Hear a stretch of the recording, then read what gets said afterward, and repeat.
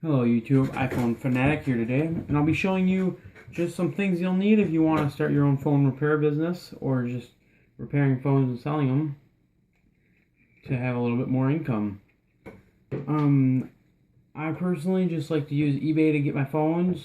I know I will once in a while find them on Facebook or Craigslist, but eBay has really been where it's at the past few times I've got a phone.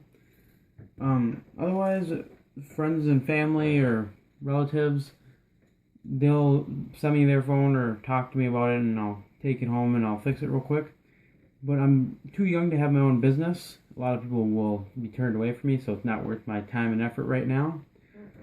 But either way, I found more money in repairing the phone myself and just selling it after I buy it because I can get it for pretty cheap. But this phone right here is one of my buddies, and it's the Note 5. And I got it from them, and it was $211 for all the parts. So when you buy a phone, try to buy iPhones because they're by far easier and by far cheaper to fix. Because this was $211 for the back glass right here, the camera lens, and the front screen.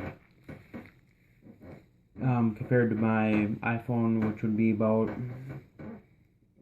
$80 for the screen, and that's all you need to replace normally. But the screen was $180. Also, every time I do a phone, I like to send one out with a new screen protector on it. And things you'll need though for one. For the tools, you just need like a $15 heat gun like I have here. It comes in handy on all new phones because, like this one, it's super glued in the back. Also, to fix them, you might need a soldering iron of any type. This is just a cheap $10 one from Menards. And then some cheap lead-free solder. Also, I like to send all my phones out with a brand new charger. It's kind of cheap. It's not an Apple one, but it does the job and people like it. And for tools, there's a variety of different tools. For your job you'll get the first time, you'll normally get a pack of tools, but a suction cup is really important for screens. Tweezers, super glue comes in handy, and then guitar picks are really nice, or playing cards are my favorite.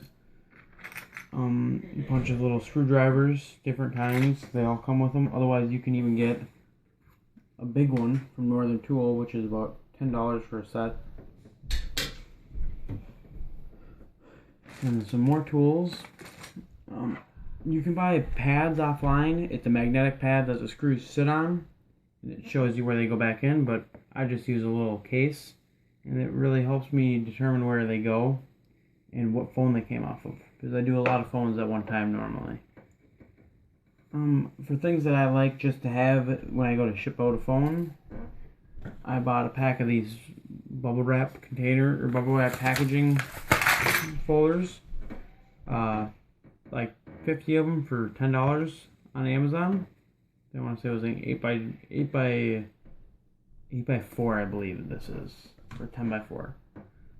Then I get these bubble wrap packaging from the digitizers I buy and stuff. Then I get this with the digitizer. Sometimes I'll put the phone just in the box, and I'll send it out like that in the bubble wrap container. It all matters what I have at that moment, because these are the only things that I constantly know I'm going to have to ship out stuff. And then I'll throw the charger in there. Yeah, I mean, there's not a whole lot to it. Really, those are only tools you need. Really, you can get away with,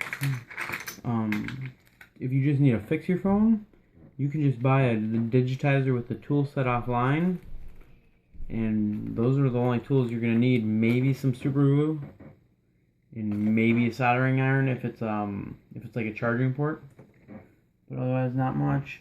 And the last tool I want to show you is I have this little Dremel tool. It's like $20, but it's very nice. It's AAA battery operated. I've only needed to use it once on a phone, and that was for an iPhone 5S that the person tried to take off the bottom 2 screws by themselves, and they stripped them because they were trying to use a normal Phillips. And really you need a Torx, tiny Torx bit. So I just use this with a tiny drill bit and drill it out and then put a new screw in.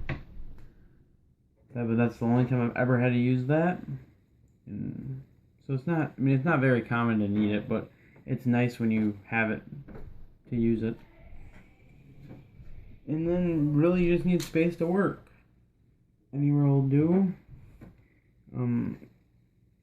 I like to use this black pad just so I don't scratch anything on the phone.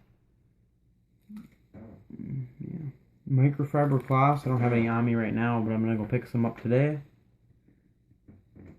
And that's about all you'll need. Thank you for watching. Please subscribe if you found this video informative.